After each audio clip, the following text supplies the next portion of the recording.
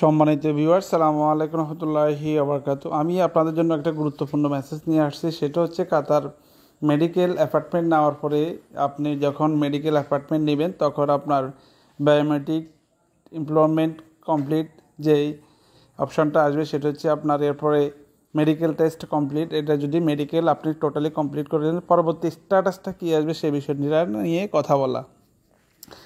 সেটা আসবে medical report pending. এই যে মেডিকেল রিপোর্ট পেন্ডিং বিষয়টা নিয়ে আপনারা ঘাবড়াবেন না। আপনাদের এটা মিনিংটা হচ্ছে যখন ঢাকা যে মেডিকেল সেন্টার, কাতার মেডিকেল সেন্টার যেটা আছে, তারা আপনার যে মেডিকেল টেস্টের রিপোর্টগুলো আপনার কাতারে কিউবি সেন্টারে প্রেরণ করবে। তারপর তারা বাছাই করার পরে ওইখান থেকে আপনার রিপোর্ট ভালো বা খারাপ তখন ওখান থেকে শো করবে। তো এটা নিয়ে আপনার ঘাবড়ানোর কিছু নাই, জাস্ট অপেক্ষা করুন, 7 থেকে 10 দিন অপেক্ষা করুন, দেখবেন এর মধ্যে আপনার একটা রিপোর্ট আসি যাবে। ঠিক আছে?